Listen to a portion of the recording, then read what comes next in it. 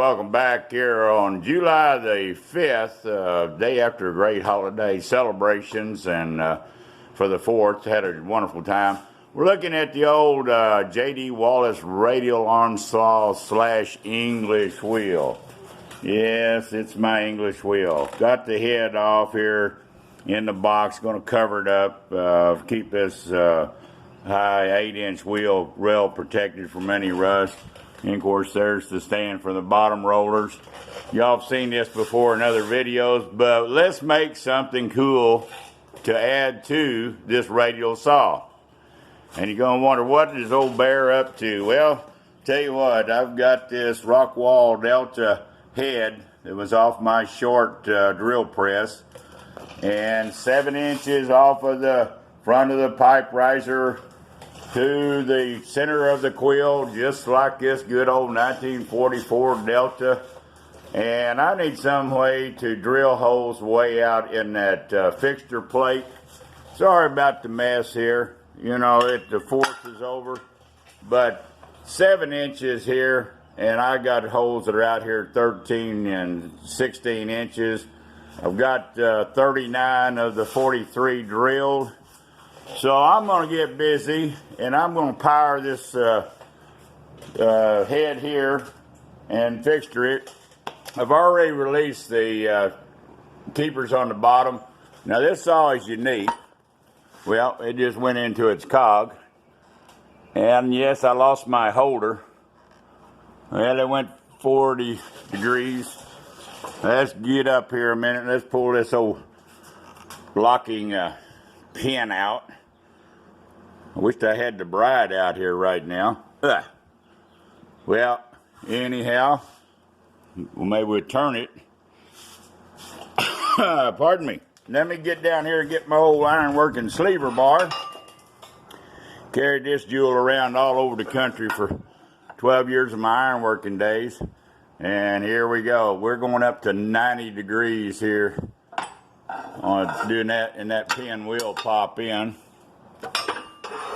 Don't have to pop it in for this video, but also we have the ability to slide horizontally here and move anywhere we want. We'll come off here with our table, probably the rolling table. I can actually go up here and down. I'm coming down. Yes, that's my nice wheel that Mr. Pratt gave me years ago to raise and lower instead of handling this hand crank. You know, I'm not going to get rid of this hand crank because it also goes on here and tightens the nuts, fits the base nuts as well. But anyhow, I'm looking at, let's get this old good English wheel head under here, and I'll cover her up here a little bit. Mounting this on the side, so I'll have this travel a lot easier to build this fixture plate, I feel, and I'll be able to keep the height. Now we'll have to go and get the pipe, which is 2 and 13/16. I don't want to cut it off my other stand, and adapt this on it. It's going to be powered with a 24-volt treadmill motor, power supply. It's going to have a 40-watt power supply, and then a motor controller. That's going to be a little challenge. I wanted to use a handicap drive motor, but the RPMs is limited. I mean, max we're going to be 400. And this, I put a gear reduction on a belt, then it becomes too cumbersome. But you can kind of get a gist of what's going to happen. This is going to be part 1, and I'm going to call this and title this Shop Made Tools. And of course, this is one here, goes along with the old big pick stove sitting here, which does get powered. I've had this thing for sale for so long, I'm just going to pull it off and now keep it. These things are $4,500 plus over there at the Roper Whitney store. I'm not advertising for them, but this is a true 67 pick stove before they were bought out by Wilcox Company. And this, they make this. It's true, it's 4,500 plus. That was a year or so ago. And this machine was a beast. Well, why don't we just show it once again in case some of you viewers hadn't seen this monster. But the dies are killer. I mean, you know, this thing will do 16 gauge. Got a depth gauge and 13-inch throat. Look at the enormity, 2 1/4 inch diameter solid shaft drilled with the coming in here, adjustable. But to this week's agenda, and yes, we have too many projects, but you can see now I'll have versatility out of this, and if it goes well, I'll have it mounted maybe early part of this week and drilling those holes, and then I'll get it where I can remove that as a unit back to the English wheel when I need it, and keep on progressing with drilling holes that are so hard to reach.